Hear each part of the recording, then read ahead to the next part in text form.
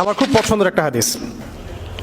আল্লাহর কাছে দোয়া করি আল্লাহ পাক যেন আমাকে এবং আপনাদের সবাইকে হাদিসটার উপর আমল করার তৌফিক দান করেন এবং এই হাদিসটা প্রচার করার তৌফিক দান করেন।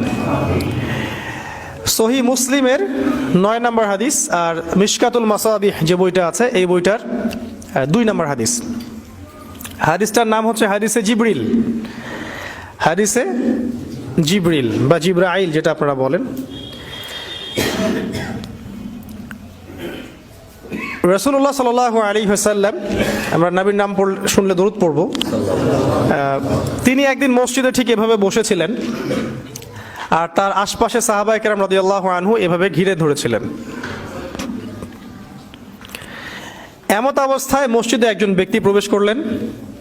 আমি অল্প করে বলছি, শর্ট করে বলছি, অনেক লম্বা হাদিসটা। এমত অবস্থায় একজন ব্যক্তি মসজিদে প্রবেশ করলেন।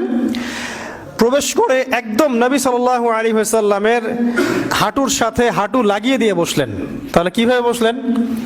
তাশাহুদ আত্তাহিয়াতুর সময় আমরা যেমন করে বসি ঠিক এইভাবে বসলেন, নবী সাল্লাল্লাহু আলাইহি ওয়াসাল্লামের হাঁটুর সাথে হাঁটু লাগিয়ে দিয়ে, এবং নিজের 2 হাত আল্লাহ রাসূলের 2 উরুর উপরে রাখলেন।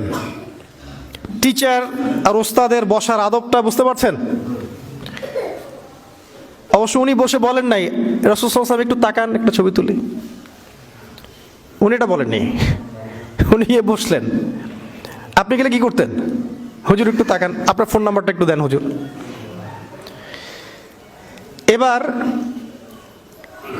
তাকে প্রশ্ন করছেন, ওই ব্যক্তি রাসূলুল্লাহ সাল্লাল্লাহু আলাইহি ওয়াসাল্লামকে প্রশ্ন করছেন, ইয়া মুহাম্মদ, বলছেন ইয়া মুহাম্মদ, হে মুহাম্মদ সাল্লাল্লাহু আলাইহি ওয়াসাল্লাম, আখবিরনি আনিল ইসলাম, আখবিরনি আনিল ইসলাম, আমাকে ইসলাম সম্পর্কে বলুন।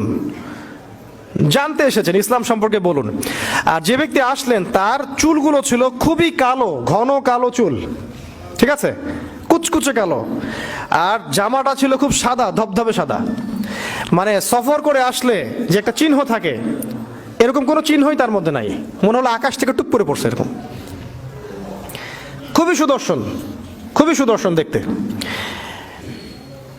নবী সাল্লাল্লাহু আলাইহি ওয়াসাল্লাম বলছেন, উত্তর দিচ্ছেন যে আল ইসলাম, ইসলাম হচ্ছে, ইসলাম ধর্মটা হচ্ছে ইসলাম ধর্মটা হচ্ছে আন তাশহাদা আল্লা ইলাহা ইল্লাল্লাহ ওয়া আন্না মুহাম্মাদান আবদুহু ওয়া রাসূলুহু।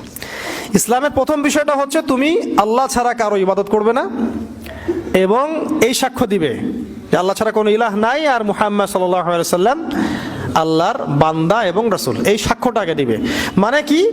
মানে হচ্ছে তুমি আল্লাহর সাথে শিরিক করতে পারবে না, আল্লাহর তাওহীদের উপর থাকতে হবে আর রাসূলুল্লাহ সাল্লাল্লাহু আলাইহি ওয়াসাল্লামের সুন্নাহর উপরে থাকতে হবে। এই হচ্ছে লা ইলাহা ইল্লাল্লাহ মুহাম্মাদুর রাসূলুল্লাহর সংক্ষিপ্ত কথা আর কি। আর কি আছে?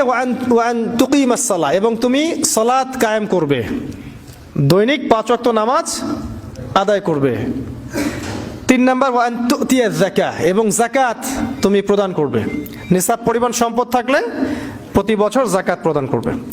ওয়া তাসুম রমাদান, এবং রমাদান মাসে তুমি রোজা রাখবে, সাওম পালন করবে, এবং যদি সামর্থ্য থাকে তাহলে তুমি আল্লাহর বাইতুল্লাহ হজ করতে যাবে।